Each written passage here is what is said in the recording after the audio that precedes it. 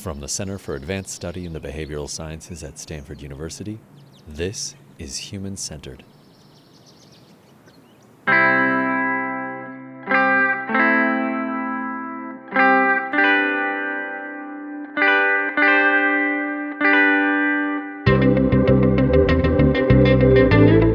The 2020 global pandemic has a lot of people wondering, how can we redesign work around the material and psychological well-being of workers?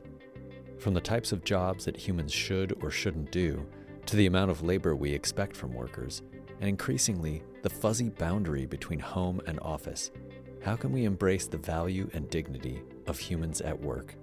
Today on Human-Centered, another episode in the CASBS series, Social Science for a World in Crisis, which broadcast originally on September 16, 2020. You can learn more about the series and other episodes by visiting the CASBS website, or by using the links we've provided in the show notes for each episode.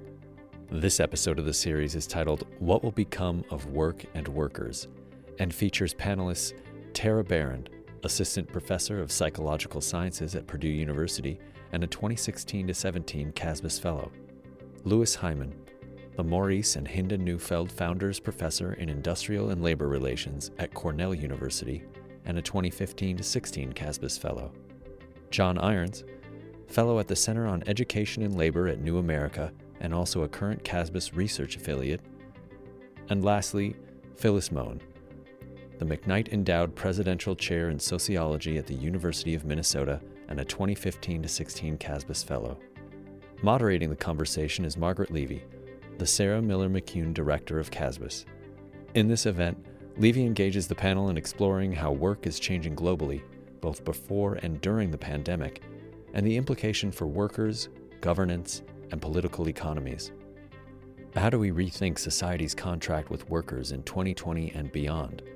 What role should governments play in raising living standards, creating economic security, and reshaping labor relations? We have choices about where we go next. Will it be in a direction that ensures a more durable, inclusive, and equitable prosperity for workers, their families, and their communities?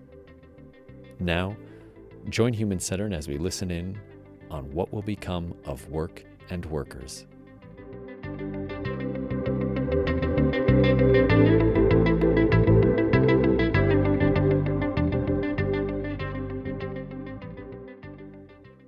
Hi, I'm Margaret Levy, and I'm the director of the Center for Advanced Study in Behavioral Sciences. And I want to welcome you to the 7th episode of CASBS's webcast series, Social Science for a World in Crisis. I want to first acknowledge the co-sponsors for this episode, the Institute for Workplace Studies at Cornell University School of Industrial and Labor Relations, New America, the Schwartz Center for Economic Policy Analysis at the New School, and the Society for Industrial and Organizational Psychology. Tara Barrand is an associate professor of psychological sciences and director of the Workplaces and Virtual Environments Lab at Purdue University, and she was a 2016-17 CASBS Fellow. Louis Hyman is the Maurice and Hinda Neufeld Founders Professor in Industrial and Labor Relations and director of the Institute for Workplace Studies at Cornell University, and was a 2015-16 CASBS Fellow. John Irons is a fellow at the Center on Education and Skills at New America and is a current CASBS research affiliate. Phyllis Mohn is the McKnight Endowed Presidential Chair in Sociology and co-director of the Flexible Work and Wellbeing Center at the University of Minnesota, and was a 2015-16 CASBS Fellow. As you know, today's conversation is on what will become of work and workers, a topic to which this panel and CASBS itself brings a lot of expertise to bear. Those who registered were able to submit questions by email and on the registration form. And now, during the event, attendees can submit questions using Zoom's Q&A features. We ask that you keep your questions concise and on point. We will try to answer as many as we can, but given the expected volume, we will probably not answer all of them, and I will probably combine some. But be assured the panelists will get to see your questions after the event. So let's get started. I'm going to pose a set of questions to the panelists, and then Louis, Phyllis, John, and then Tara will answer, each taking about 5 minutes. And then we'll all come back together for a group discussion and some other questions. So the big question facing us is the question of whether COVID is changing the course of the future of work, or is it only a temporary disruption? Is there continuity or is there discontinuity after COVID? What we're looking for are solutions, not just the analysis of the problems. So tell us what you see the problem is, but also begin to elaborate what some of the solutions might be. And think about where change is accelerating or slowing, where it's retrograde and where it's progressive. So really we want to know whether what COVID is doing is a long-term impact on work or short-term impact, and what are some of the other factors that are influencing work? So let me turn first to Louis. Thank you so much, Margaret. And yeah, my response is framed by the fact I'm an economic historian. So when I was at CASBS, I wrote a book called Temp that was largely a history of Silicon Valley that pushed back against the idea of technological determinism, the idea that the technology determines the course of events. And I think right now we're in this moment where we see a lot of pandemic determinism, that the pandemic is going to shape everything and it's going to shape it in one particular way. And in my book, when I'm writing about sort of the gig economy or the sort of way in which work has changed over the last 30 years, the story there is not about the technology, it's about the businesses and how they use technology. It's about the choices that people make in using the technology to solve their problems. Now, very similarly today, we're going to have the same kind of choices over how we want to respond to the pandemic. And of course, this is the first that swept the US, but we've had pandemics before all across the industrialized world, especially East Asia, that have really shaped the course of their economies in the last couple decades, especially SARS. So for me, when people say, oh, now it's going to be all e-commerce, it's going to all be remote work. Well, look at China. They're still building malls. They're still building offices. And so the question is, what kinds of choices are we going to make to restore that kind of normal economy, or what is the right balance between this kind of remote work, e-commerce economy? And the answer is that, yeah, some things are going to change forever. There's going to be a percentage of our workforce that's going to be remote. But we also know at the same time that the majority of our workers are actually service workers. And the service workers are not just office workers, but logistic workers, people who actually have to be in a physical place. And I think this pandemic has really exposed that class divide, the class divide of physical space that I think we weren't very attentive to before. And I think it's going to attenuate it. So in some ways, it's going to change how we work, but mostly it's going to reinforce those differences that were already there about who mattered and who didn't matter, who counted and who didn't.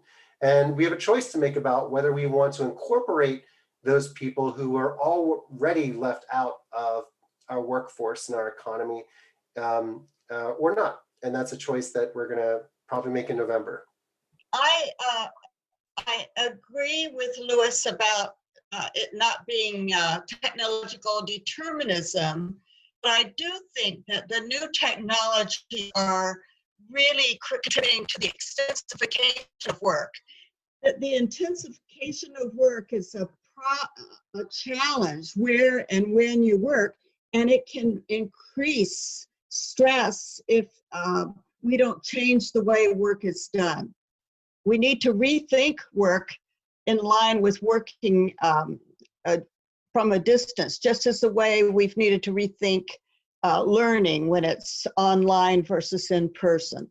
The second trend that I see that has also been exacerbated by COVID is this idea of the intensification of work, that a competitive global economy, automation, artificial intelligence are producing a combination of fewer jobs and more work for each individual worker, increasing demands, pressures, new levels of intensity.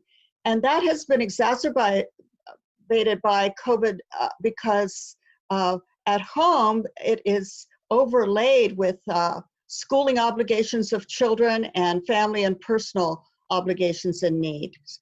It's also constrained by the old model that rewards face time, being visible, and instantly responsive. So instantly responsive in terms of messaging, calls, and emails is the new FaceTime, how people feel they're capturing whether or not you're working.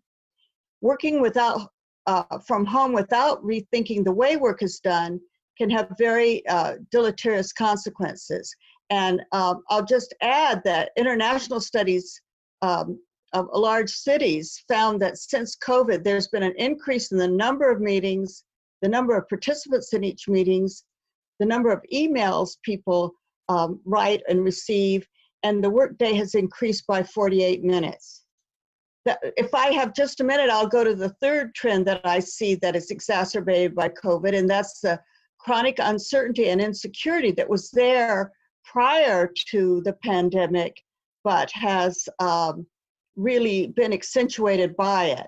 There are few, if any, remaining career ladders, no security with seniority, and fear of displacement, layoffs, and closures. It's exacerbated also by an aging and more heterogeneous workforce that can't afford to retire, and a workforce that faces age as well as race and gender discrimination. It's also exacerbated by the gig economy. So, John.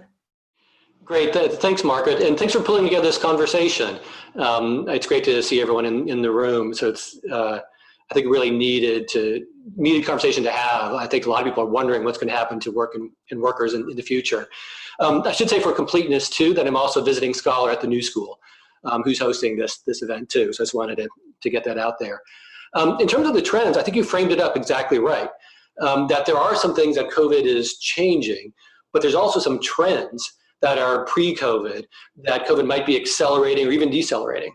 And so I've got three, which match fairly closely Phyllis's three kind of broader trends that I see. One is on technology and automation, right? So is COVID going to accelerate automation, slow it down? I think there's reasons to believe it might do a little bit of both. One can imagine in very high touch, interactive occupations, you can imagine that might provide an additional incentive to automate either roles or tasks. So that might push some areas of occupations to increase automation. At the same time, we have a surplus of labor, and that might slow down the pace of automation. We have less business investment, which would also slow down the pace of the adaptation of technologies going forward. So it's very hard for me to say which is going to win out at the end of the day. I think it's likely that some occupations will be accelerated and others will be decelerated. I'm doing some work up at the New School with a student there to try to answer that exact question. What industries might be highly susceptible to automation and high touch? And can we expect those to be at higher risk due to COVID? The second area is how COVID is changing how we work. And Phyllis mentioned a lot of those areas. The one area that I'm both concerned about and also maybe excited about is how networks and teams are forming. Without face-to-face, teams have to work in different ways, which provide challenges. At the same time, the five of us on this call are in 5 different parts of the country, and we can team up in different ways that we couldn't have or wouldn't have before COVID. So again, I see some ways that there are some harms, but also maybe some potential benefits. And then I think the third area that I've been thinking a lot about is precarity. And by that, I mean part-time, temporary, outsourced, gig-like, fissured, with uncertain incomes and uncertain schedules. This was a trend before COVID. Technology had a role in that, but it wasn't just technology. But I'm kind of concerned now about how COVID is going to increase precarity of work, especially with higher levels of unemployment. And I think what we've also seen is that in terms of precarity, those who are at most risk are those who are the most vulnerable in society. So there are very stark discrepancies in risk, both health risk and economic risk, by income levels, by race, by age, even by gender, and the intersectionality between all of those as well. So I think that COVID has, at least for the time being, greatly exacerbated that problem. Is that going to be a permanent feature of the economy moving forward or not? It's certainly going to accelerate those trends in the near term. Longer term, I think, is still an open question. A lot of that depends on the policy response we see coming out of this. Terrific. Thank you. Okay, Tara. I should point out that before you speak, Tara, that John used to be the vice at the Ford Foundation, and prior to that at the Rockefeller Foundation. And he's been key in supporting the CASBS work on the future of work and workers, as well as an active participant, as have all of our panelists, in the various discussions and products that we've had come from that project. Tara, who I introduced in one way, is also, I should tell you, associated with the National Science Foundation these days. Congratulations. And we may come back to that issue at some point as well. So Tara. Thanks, Margaret. So I think my fellow panelists did a really nice job of identifying some of the trends. I want to raise a few more questions that I didn't hear touched on. The first question to me when we think about this issue is, what is education really for?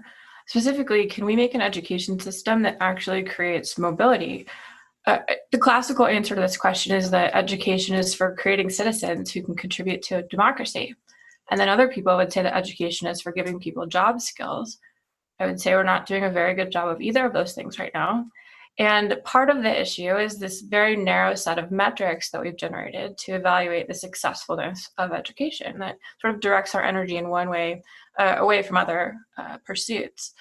The other panelists are completely correct that the pandemic did not actually create any new problems with regard to mobility or equality, but it did make them much more visible, and it made them worse in many cases.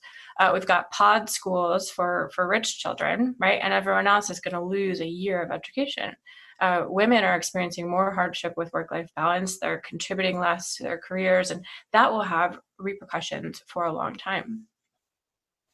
The second question that's related here is which skills will be needed in the future.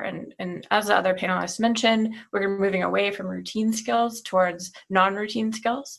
But there's this other category of skills having to do with creativity and stress tolerance and trust in others and flexibility that has a lot to do with being a well-rounded human that also allows us to adapt to new circumstances. There's this sort of fallacy of teaching coal miners to code that, I always kind of react negatively to that cliche because, first of all, coal miners aren't going down into mines with pickaxes and lamps on their head, right? They're operating complex machinery. But there's also this entirely different skill set that will translate to other work. And when I say other work, I'm thinking of the kind of work that is uniquely human.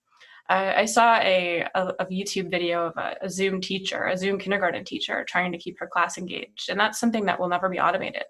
So how do we value care work like that? How do we value these things like emotional labor and stress tolerance that turn out to be incredibly important in a situation like this? The third question that raised for me is what makes work meaningful? If we think about work as any sort of mental or physical activity to achieve a tangible benefit, the benefit doesn't have to be money. It can be community welfare. And work itself doesn't necessarily have to be meaningful, but it can make your life meaningful. It can give you structure. It can give you connection to others. It can give you social status and a sense of autonomy. And those are the things that are being lost when people are losing their work. So what can we do to sort of find other ways for people to fulfill those needs? And relatedly then too, how do we design future careers? This was one of the questions posed in the advertisement for this session. And I think before we start designing future careers, we should agree upon what success will look like. How will we know if we were successful? What will change look like? We have to measure things like feelings, which a lot of engineers balk at when they're trying to design these systems. So how can we specify what are the things we need to measure? What are our metrics for success? And then work backwards from there. Fantastic. Okay, I'm going to start with some questions and try to integrate some questions we've gotten from the audience as well into this. There were a couple of themes that I picked up that most of you had in common that I want to stress here and then think about what the solutions are. So one is precarity. Another has to do with the intensity of work. And a third has to do with the unequal implications of the changes that we're seeing, whether they're caused by COVID or not. And in all of those areas, it would seem that government or corporations or both would have a role to play in addressing those issues. But obviously, there are lots of different solutions. One of the, Mike Liverite asked, for example, about guaranteed income programs and an improved minimum wage. Ellen Snee asked about what will be the impact on women over time of all of this.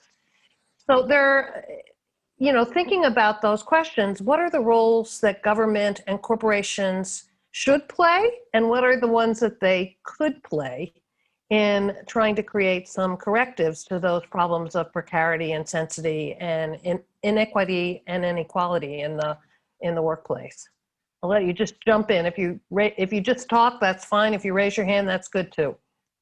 I think we need new social inventions. We need to, and COVID could really be a catalyst for this, for us rethinking what we mean by good work, as well as successful careers. And just like we look at technological inventions, we need new social inventions. And some of them may be found in some of the activities that have gone on thus far, like, for instance, recognizing and even paying workers that are essential workers, even the title essential workers, recognizing that they are not getting paid. And this idea of giving people higher unemployment rates because of unemployment money, because they were laid off through no fault of their own. Well, we know that people have always been laid off through no fault of their own. And maybe it's time for government to recognize and rework the social protections around income, recognizing that this is a volatile and insecure and as John says, precarious economy. The second area, and then I'll stop, is around time. We need policies around the temporal organization of work. We can no longer deny that people who are workers also have lives. We see it in the cats going across their screen, in their children interrupting Zoom meetings. And so we need to recognize that and make time for life out of work, including things like paid family leave, paid time off, guaranteed vacations that people actually are able to take, and setting a ceiling on work hours. So rethinking the Fair Labor Standards Act so no one is exempt. Thank you, Phyllis. One of the things, as you mentioned, essential workers, it seems to me that we've been talking really about what has become essential work, but the workers seem to be pretty disposable. They've been, much more subject to the COVID virus, to poor pay, to terrible working conditions, to incredible stress. Louis, you've done a lot of work on, workers of that sort and who have to come in and out of the workplace. Maybe you could speak to that a little bit and what some of the solutions to those kinds of problems are, both precarity. Phyllis spoke to intensity particularly, but let's speak to precarity and some of these kinds of essential work, unessential workers. Yeah, for a very long time, we've drawn a line around who matters and who doesn't matter in our economy. And that line is often one of gender and race and national origin and citizenship status and all the rest. And it is the case that now, of course, when the sort of white middle class is feeling this precarity, again, it erupts into the mainstream conversation. But we've also seen many solutions to this as well. We've seen the largest experiment of basic income of anywhere in the world, $600 a week. We've seen an expansive conversation about a minimum health guarantee for all Americans. And then, in a lot of ways, the answers are very straightforward and obvious. Provide people enough money, provide them guaranteed childcare, provide them guaranteed health care. And these kinds of things matter more than ever, especially because the people who are losing their jobs now, those service workers, many of those jobs are not going to come back. as those kinds of retailers get replaced by e-commerce platforms and things like that. So in a lot of ways, this is an acceleration of trends that have gone on since the 1991 recession, which is the first recession. Of course, in our econ classes, we learned that after recession, companies hire people back. But after 91, that wasn't the case. It was the first jobless recovery. And we're seeing this now. And the question is, are people going to be automated away? Are their jobs going to be automated, outsourced?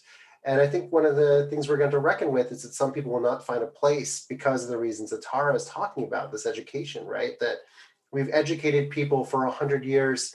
It's interesting the distinction you made between citizen and worker, right? Because one is about freedom and the other is about obedience for a lot of people, not being free, a state of unfreedom.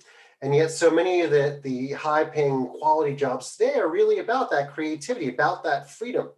And so we shouldn't be surprised that if we've taught people to be robots for 100 years, that when the robots finally come, they take our jobs and they take our children's jobs. And so I completely agree, we need to rethink what our educational system looks like. And of course, now as we see it completely collapse all around us, there's not a better time to do so. So me personally, I think it's about trying to think about, well, how can we create more labor-intensive childcare and education and things that cost a lot of money and can absorb a lot of people and give them purpose. Like I have a child, it gives me a lot of purpose in life to see him clean and reading a book and being happy. And if we're thinking about purposeful human labor, there's few things that are as human as education in this way. So both of you have really emphasized the role of government here. Do corporations have a responsibility? Tara, is that what you were about to talk to? A little bit. I think the point I wanted to make is that the government, of course, has a role to play, the federal government, state government, local government, but the federal government moves slowly. Some people would say too slowly to really be useful, and corporations do absolutely have a role to play. I think the other player I would add into that, Margaret, you'll be happy to hear me say this, is unions. I think the unions are incredibly necessary for protecting the most vulnerable workers, and counting on corporations to just do the right thing out of the goodness of their heart will never work. On the other hand, I think work is fundamentally about solving problems, and corporations, big and small, are very good at identifying problems that need to be solved and bringing people on board to solve them. And it partly has to do with how we value those problems, but it also does depend on our creativity and our ingenuity in identifying them.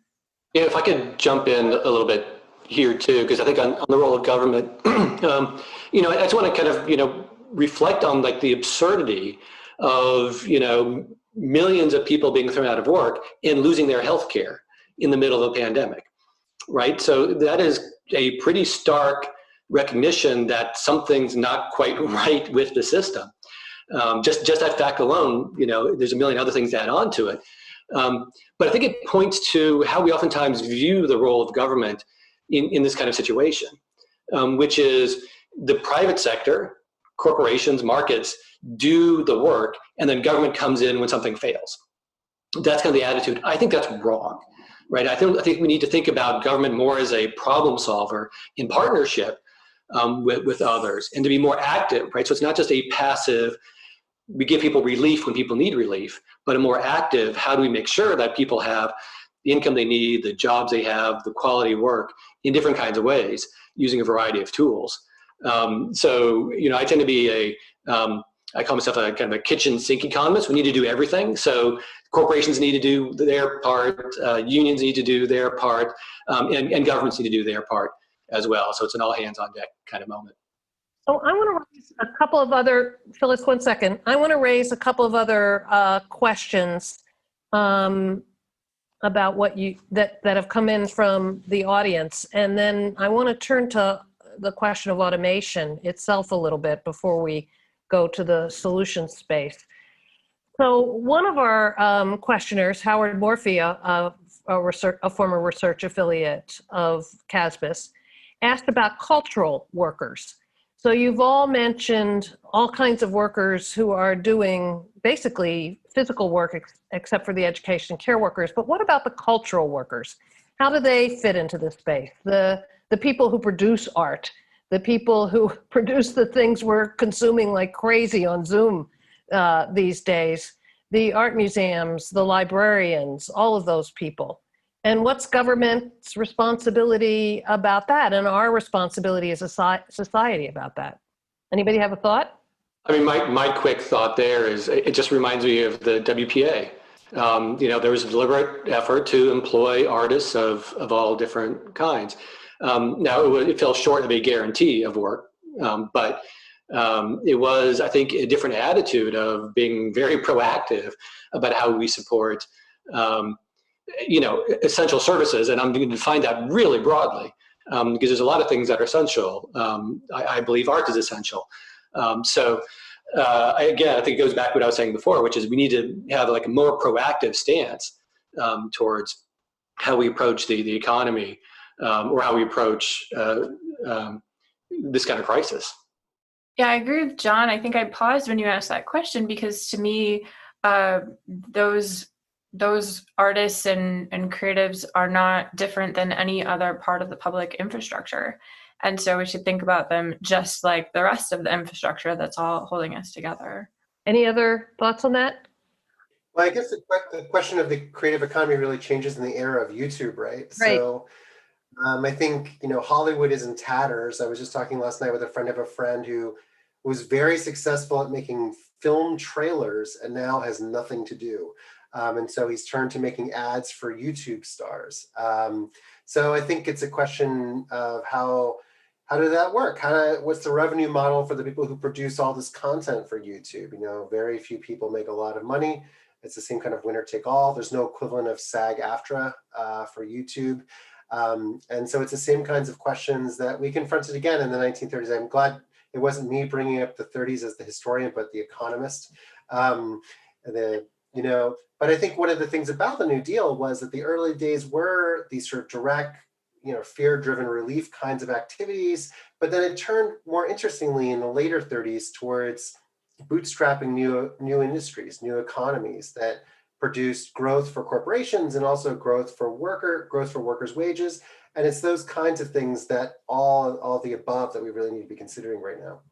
So we have a series of questions that really speak to the issue of the social isolation that remote work may be contributing to. We have one from Canon Usol.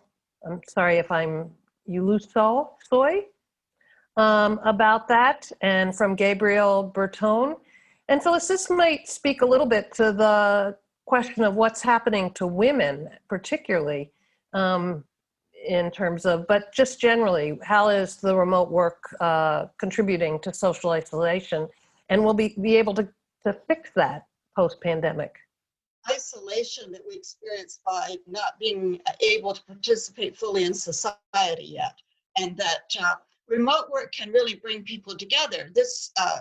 Someone talked about teams and the importance of teams, and I see that as, in my research, is incredibly important, that it's not individual workers, but teams, and both organizations and networks of workers need to figure out how to work together, how to collaborate, how to be in touch, but not always on during this pandemic. But I think it is pandemic driven, the social isolation.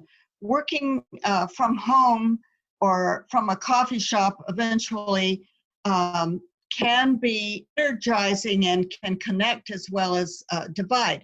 But it can be isolating, and people have to make efforts to be together. When I ask people what they miss when they're working at home, it's their coworkers. So having a virtual happy hour with coworkers, figuring out new ways of connecting is key. I want to say about women. I really think this could be an occasion where women, the progress that women have made is slowed or even reversed as more women take on family responsibilities, even as they work at home. And it's disproportionately women who are doing that. So, and including leaving the workforce because they can't manage to keep all the balls in the air. So not just social isolation, but stress and anxiety are being created by the situation. Terry, you want to jump in there? And there's also, there's a big difference between an intact team that knew each other and trusted each other moving to remote, and then trying to form a new team and develop those same connections of trust and communication. And I think there have been a number of prominent organizations who have sort of announced we never need an office again. And I think they're going to discover that they're wrong very quickly, because as new people come into that organization, the culture erodes and conflicts arise, and teams just don't cohere the same way they should. John, I have a question that's directed at you. Several speakers are asserting that automation and robots are taking jobs away, but most economists, Teresa Ghilarducci says, don't see that in the data. So what do you think? No, I think that's right. I know Teresa well. We've had this discussion before, but I think there's a question about how technology is really impacting work, right? So the notion that robots are going to disappear jobs and have already done so is, as Teresa said, not really supported in the data. You would see lots of evidence of that in productivity numbers, in raw job numbers, in shifts across occupations, and you don't see a lot of that. What you do see a bit more of is changing tasks themselves. So the worker themselves may not be displaced, but the tasks they do on the job might differ quite a bit with different kinds of technologies. And I think it's important to mention also that technology and business models and work and workers co-evolve over time. So to Lewis's point that I made earlier, this is not a deterministic path. It's not like a technology happens and then people are displaced. There are choices about how technology is used, how it connects with people, how people use it. So I think that's an important point to make too. But I think as we see COVID taking over, I think that, again, one of the questions I'm trying to answer is where are the areas where it's most likely to accelerate over time? And that's where I think we might see a bit more, not an overly dramatic shift, but a bit more movement than we might have seen in the past. It might illuminate some of the broader trends that we've seen. I think that's a really important question too, because it's whether the technology is a complement or a substitute, right? So one of the things I was thinking about today was Walmart. And we talk about e-commerce and immediately our thoughts go to Amazon, but the second largest e-commerce retailer in America is Walmart, right? And for Walmart, it's actually like a complementary kind of technology in a lot of ways. It's driving people to their website, which then maybe, and as many of you have, it doesn't work when it comes to your house. So you go to the store, you return it, you replace it. And it's part of the way they're trying to enmesh consumers in their sort of grocery, as well as in their retail, as well as now their e-retail. So yeah, a lot of us are going to go to e-commerce now, and then we're never going to go back. But then, it could also have this other effect as well. And so I think it really depends on how we use those robots. And personally, I think robots should do all the mundane tasks. That sounds amazing. So what are we solving for? We're not solving for like people just breaking rocks and then gluing them back together again. We're solving for technology that produces better lives. And that's, again, I think that's always rooted in policy and collective action. So a Pollyannish view of technology would be that it will enhance our meaning and dignity of work because it takes the work that is boring and difficult away. It's possible, right? I mean, so I think that's the question. It's like it could go a lot of different ways, and it has already, right? So, very few of us planted the wheat this harvest, and yet we're going to eat bread, and that's kind of amazing. So, what kind of drudgery can we replace? So I think but again, it's a question of what we value and who we value. And I think also how we can work together, in more creative endeavors. So, robots, I think we oftentimes use robots as a generic term for new technology, and artificial intelligence and other technologies will be at least as important in my view. But we can work together, right? So it doesn't have to be job displacement, it can be job augmentation, task augmentation. But that's, Lewis, to your point, that's a choice. We can choose to make it a replacement, where we can choose to automate away drivers, or we can choose to have safety systems in our cars that augment the work that we can do. And those are all choices. Well, who's the we here?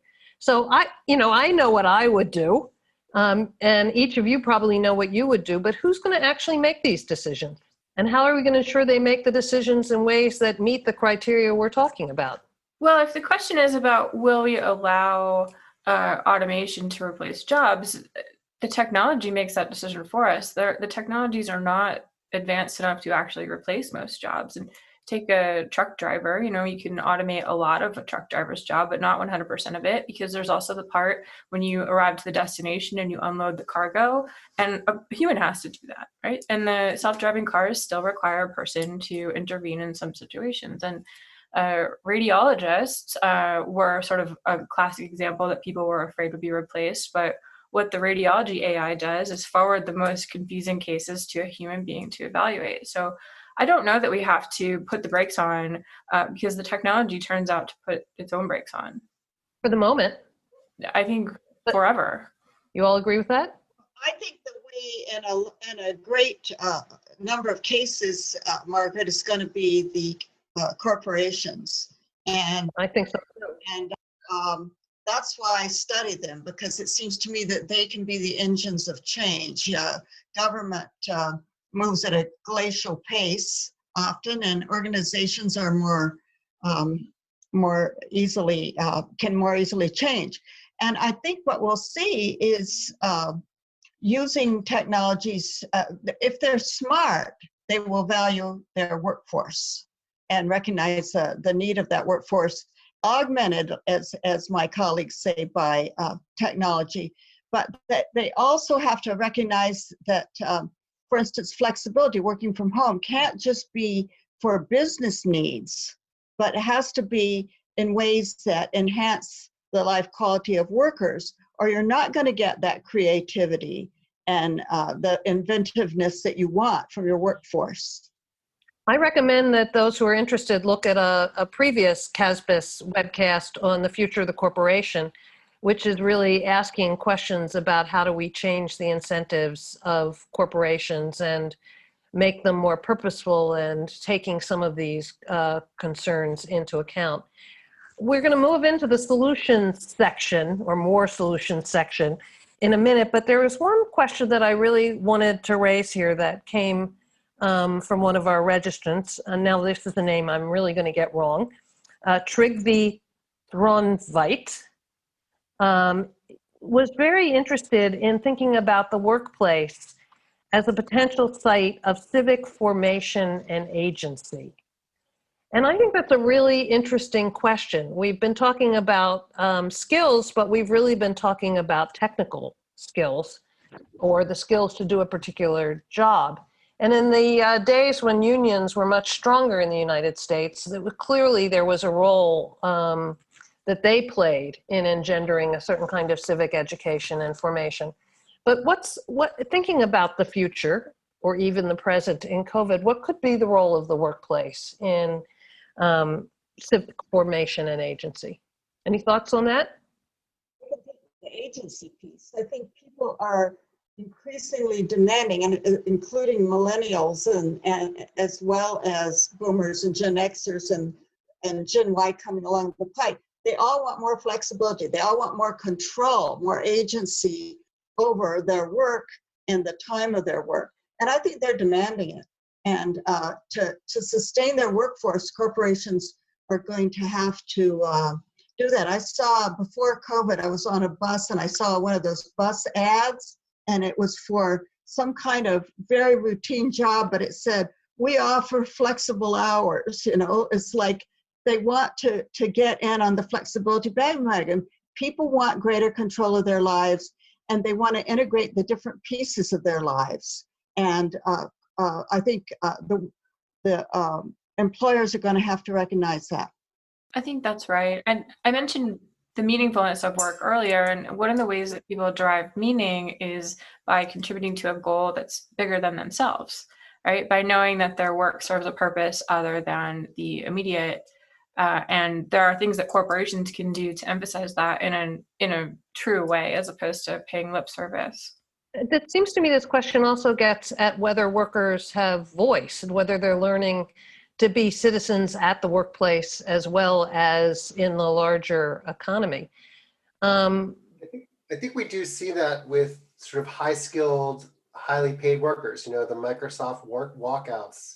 We see all the tech workers revolting against what their corporations are a part of. And in some ways, that's part of this, right? It's about sort of taking responsibility for the local. In that case, it's your local workplace. And a lot of what we were talking about in the last year with Black Lives Matter is taking responsibility for sort of local ways citizens are treated by the state, right? And if this were a conversation we're having a year ago, I would say I would do my normal talking point I was doing a year ago, which is the federal government's dead. It's got lockjaw and it's never coming back, and we should just look to localism, And in fact, a huge swath of the U.S. economy is determined by just a handful of cities. And certainly just a handful of states that have realized they have a lot of power over these corporations because they are big markets. And so I think that a lot of the ways in which that vision of what the future we're fighting for is coming out of the places where the cities that are most successful, the Seattles, the San Franciscos, the New Yorks. But the change now, of course, is that those cities are being evacuated. It's not clear exactly what's going to happen in the aftermath of COVID. So this is a place where the pandemic does. And fires. And fires, yeah. That's right, lots of fires, right? So cities now appear dangerous again in a way they didn't a year ago. And if I could add on a little bit there, because I think it's an interesting question, both in the substance of what the community is, but also what is the workplace? And I'm thinking about this as an example. If you're a domestic worker, right, your workplace might be somebody else's home. And so you're less likely to have kind of a community around you the way you would if you went to an office or to a factory. But that doesn't mean that you don't have a community. And that there are organizations that are, represent workers where they create a community for those workers. Even though you don't have the same employer, you're not working the same place, you might still be connected through a Facebook group or through another organized effort to connect people. So I think that there's real opportunities to redefine kind of what a workplace is, to still derive some of those benefits of being in a physical workplace with people together. I don't think it's easy work, and no one who does that worker-based organizing claims that it's easy, but I think it has some potential there. I think that's a great point. And if I could just give an example on that point, Uber drivers are a great example of people who might not have a built-in workplace. They, their boss is an algorithm, and they might be sort of subject to the winds. But in many cities, they've self-organized. And my favorite example is at National Airport in DC. They figured out that if they all turn off the app and then turn it right back on at the same time, they can artificially inflate the price that they get paid for that ride. And they, they walk around every day at 8:00 and say, turn off your app. And I think people are very creative at finding ways to organize, even when the system makes it difficult. I mean, the history of labor in America is not the story of lawyers. It's a story of unionists sort of collectively acting, right? So, and even in this decentralized kind of workforce, that's the story of Hollywood, how Hollywood got organized, right? Again, SAG, right? That this is a place where teams come together for a day or a week or a month, make something extremely expensive and perfect, and then go away again. And so we have models for how to coordinate decentralized workforces. And certainly, the great strike waves of the 30s, the great origins of the CIO, these were all moments just like, just as illegal as Uber is, so was the CIO when it started. So it's not a coincidence that the ways to resist these new kinds of formations of capital are themselves outside the law. And so I think that's one of the things we'll have to see as well. So I want to think about some solutions to some of the problems that we've talked about. And you've all mentioned various things that government and corporations and the workers themselves might do as solutions. Is there something that you want to add to that? And I'll start with Phyllis, because I know she may have to slip away. So Phyllis. Well, I think we have to have protections. We have to create a new and updated safety net. So that's at the very top of my list. But building on what Louis and Tara said, I really think it's important to think of new new collectivities, sort of mediating institutions that are between individuals and employers, like unions were. They might not be called unions, but something like that, where people, John mentioned this as well, where people can come together as a Facebook group or some other group to strategize how to make their work and their lives better. I think that's important. And I think we need to recouple work from the rest of life. No longer take the unencumbered worker that is derivative from men in the 1950s who didn't have family responsibilities. We need to recouple work and family and personal lives, recognizing that people have life outside of work and supporting them in that.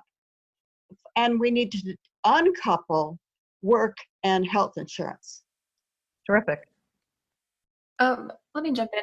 I agree with Phyllis. I think the other thing we can do is change a narrative that has been in place for a long time, where parents who want a good life for their kids tell them that the way to have a good life and to enter the middle class is to go to a 4-year university and work in an office.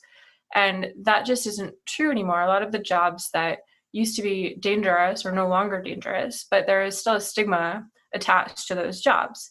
It's not sophisticated or prestigious to work as a plumber for a lot of historical reasons that aren't true anymore. So I think there are things we can do in terms of cultural messaging to open young people's eyes to a broader range of careers that would really help them engage in some of those mobility activities. I could just build on that, Margaret. I really think it's important to think of lifelong education, not as education for frivolous, but as essential, that we need to not assume you get all the skills that you need in that 4-year college or 2-year college or whatever you have, but to recognize that and create new paths, new career and educational paths that are more flexible and varied. But this is the big divide, right? I mean, because most Americans don't go to college. Most Americans, aren't the people who have learned how to learn.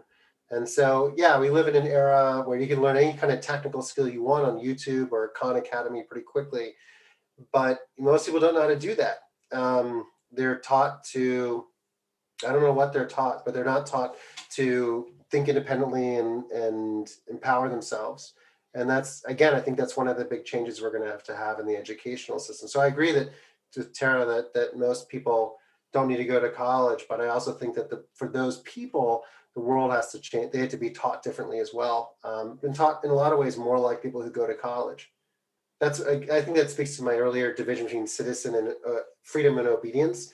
The college is like an education of freedom, to free your mind, to have these expansive experiences and ways to think creatively. Whereas the sitting in a grid, asking to go to the bathroom as you do for 12 years before you go to college is an education of obedience for an industrial age that no longer exists. So if I could pose not a challenge to it, but what's the next step, right? Suppose we have a lot of brilliant, creative people who have been given the perfect education. Where do they go to work? Right? So you can't have like a fantastic education system and then have dead-end jobs at the back end of it too, right? So I think there's also like no jobs. Or no jobs, exactly. Right, so there needs to be I think equal attention paid to what they call the demand side of the equation, of how do you make sure that those jobs are both high quality, but also, and by high quality, I mean all the things, Tara, that you mentioned too, right? The meaning you derive from work needs to be there as well as the paycheck. So it's that a multifaceted way of saying we need kind of quality jobs in lots of different kinds of ways.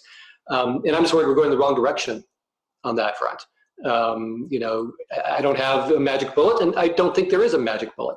I think it's just a variety of different approaches that, again, corporations need to take, and there's a role for government to play it too. I mean, Louis, you're the historian here, but the labor movement didn't do it by themselves. There were ensconced in regulations and rules a lot of things that enable unions to, and unions help put those in place.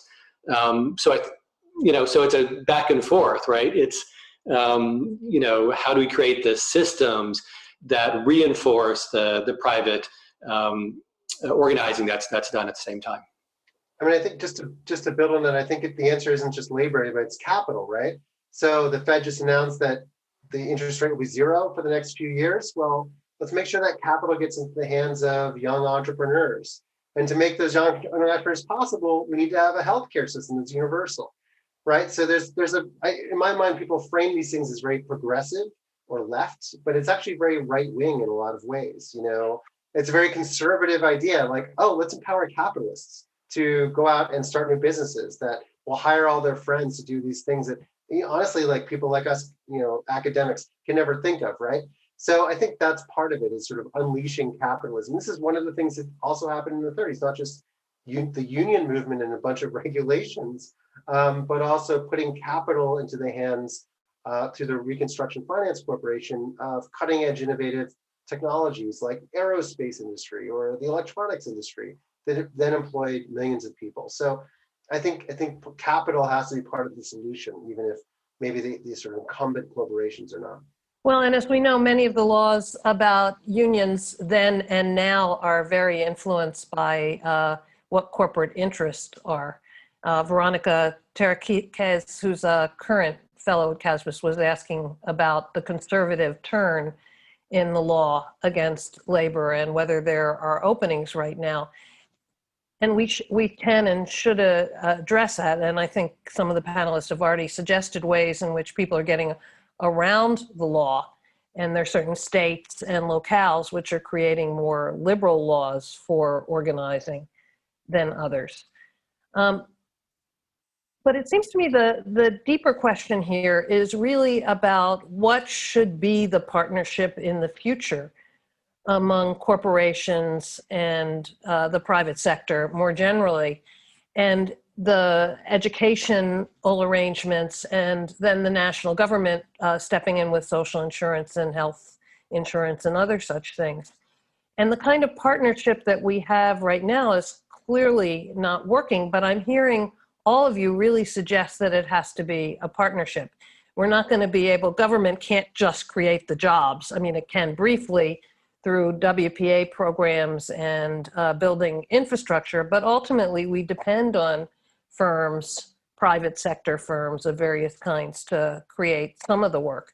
And if we're going to have the mix between skills and government, skills and workers, we need government, corporations, and the educational system to all be playing with each other in a very different way. Do you see any hope for that? Are there indicators that that's going on? Well, I was thinking of something that we've left out, which is the social sector. And in that way, corporations are often sponsors of jobs.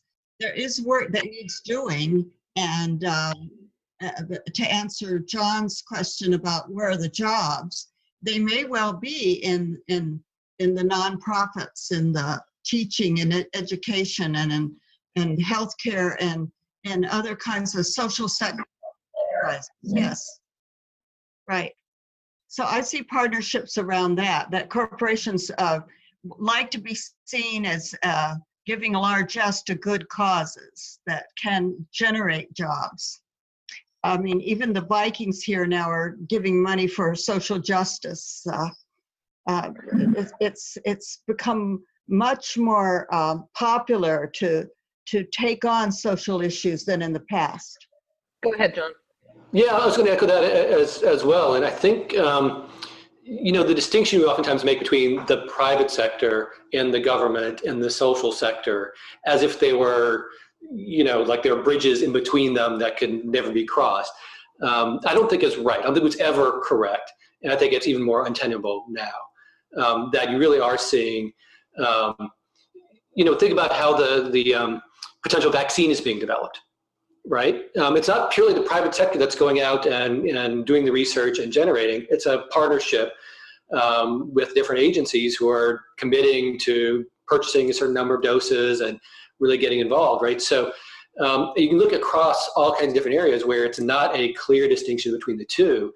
I think we need just to maybe abandon that as a concept and think about problem solving. Think about the kinds of networks that are needed to solve problems, the kinds of institutions that are needed. It might be privately owned, it might be publicly owned, but they might be working on similar problems. So I'm somewhat optimistic, because I think Phyllis is exactly right. You're seeing more private sector, which maybe we should rename that, who are taking stances on social issues.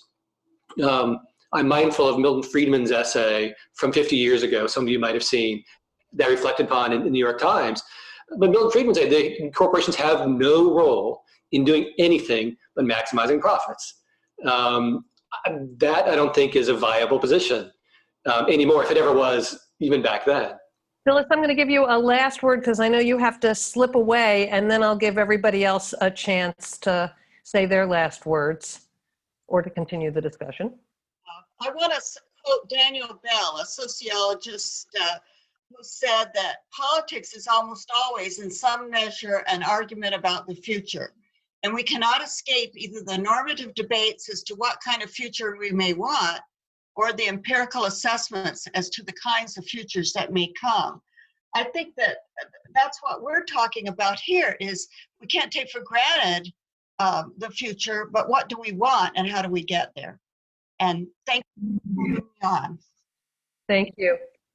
So, Louis, Tara, John, a last word.